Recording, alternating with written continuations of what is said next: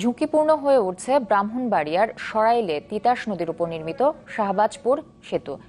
ঢাকা সিলেট মহাসড়কের এ সেতু দিয়ে প্রতিদিন জীবনের ঝুঁকি নিয়ে চলছে হাজার হাজার গাড়ি। কয়েকটি স্থানে ভেঙে গেছে রেলিংও, ফাটলও ধরেছে বিভিন্ন জায়গায়। এতে যে কোনো সময় দুর্ঘটনার আশঙ্কা করছেন স্থানীয়রা।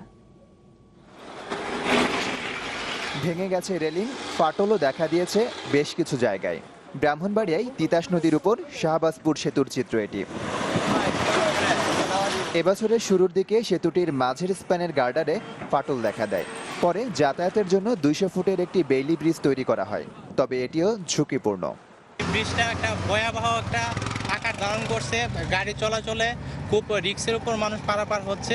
শুধু ভয় না, ভয়ঙ্কর অবস্থা এখানকার।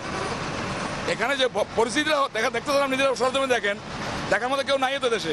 কিছু ট্রাক নষ্ট হয়ে যায় বা চাকানো হয়ে যায়, অনেক কিছু সমস্যা দেখা দেয়। তখন আমাদের যেমন লোড গাড়ি নিয়ে যাতায়াত করতে খুব সমস্যা হয়।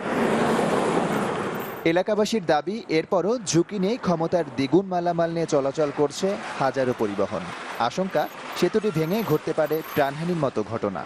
ওটার সময় ব্রিজটা কাঁপে, মানে ভাঙে পড়ে যায়, লাগে দুইটা গাড়ি যাওয়া ধরলে তো 3-4টা লাইন হয়ে গেলে লাগে পড়ে যায়, এরকমই হইতেছে। রিস্ক নিয়ে বড় ধরনের রিস্ক নিয়ে গাড়ি চালান ব্রিজের উপর দিয়া যে কোনো সময় দুর্ঘটনা হতে পারে। কর্তৃপক্ষ বলছে, ধারণ ক্ষমতা নিয়ন্ত্রণ করা গেলে বেইলি ব্রিজটি টিকিয়ে রাখা সম্ভব হবে।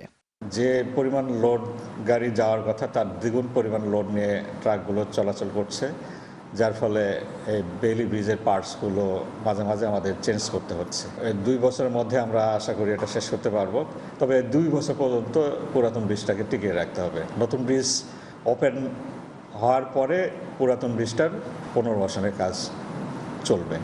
সেতুটি সংস্কারে সড়ক ও জনপথ বিভাগ দ্রুত পদক্ষেপ নেবে, এমনটা প্রত্যাশা এলাকাবাসীর। Desk report, channel 24।